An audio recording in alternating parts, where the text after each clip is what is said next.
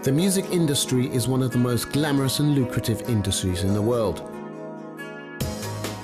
But behind the glamour and the trappings of fame, thousands of singers, writers and producers work long and hard hours in pursuit of pop success.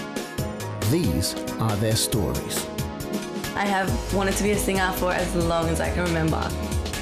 I've been writing songs for 30 years, but I never really knew what to do with them. I love the studio environment. I literally live in the studio. This is my pop diary. This is my pop diary. This is my pop diary.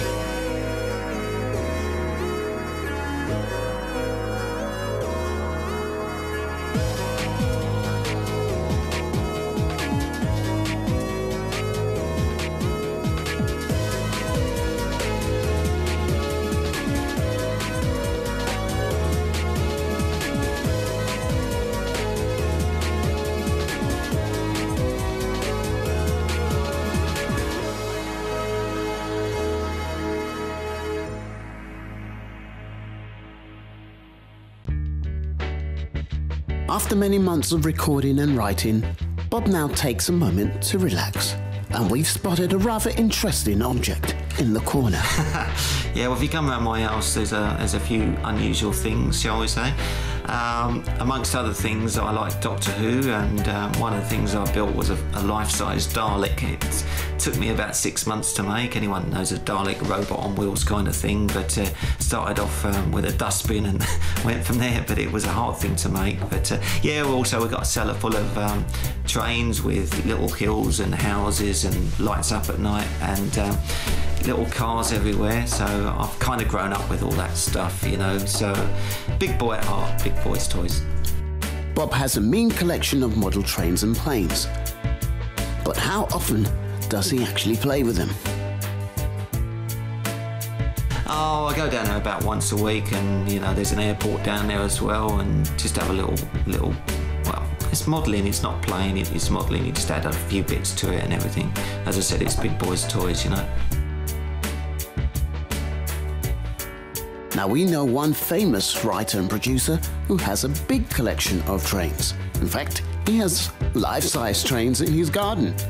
So does Bob have any plans of upgrading his train set? No, I won't have the life-size ones, but I do have the bigger ones like that that go in the garden. I'm building one in the garden to go like around the rockery and over a little waterfall. So I've had one of those in England actually. So yeah, got a bit more room to do it here. So Bob, what would you do with your next royalty check? Or in fact, your first royalty check? Would you buy more trains, planes and automobiles? Would you have a train set that extends the entire length and breadth of your house? What if I get some royalties? I don't know what I'd spend my money on, but yeah, I suppose I'd buy another train or two, but I haven't got much room, you know, anymore in the house, so might have to buy a big house. But I think the family would say no because they don't want to move. They love it where we are. Another of Bob's passion is driving, and he has a rather mean machine that he drives all over the place. You might have seen it in a video or two as well.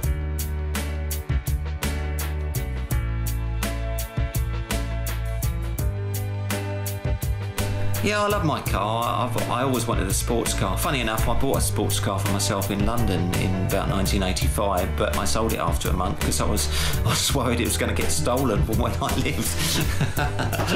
So I sold it, which was, you know, why did I do it? But anyway, I'm back in Australia now, and I bought a little Hyundai Tiburon, that's shark in Spanish, and I love it. I've had it about 4 years, and yeah, I feel great when I'm driving it around. Every creative person needs space to relax and to perform and to write. And where does Bob escape to when he needs a bit of quiet time? Yeah, I just had a cinema room last year. It's got great acoustics, it's got a high ceiling in it, and I tend to, if I'm going to do a little bit of writing on the guitar, go in there because I love the sounds it makes. If I'm doing writing on the keyboard, I go into my front office and there's a keyboard in there. And yeah, do all that in there. So, you know, I tend to write more songs on the keyboard these days. In the early days, in the 80s, I wrote on the guitar. And coming up next, it's the first 40 years by the Bob Messenger Project. Dreams, I drive a train.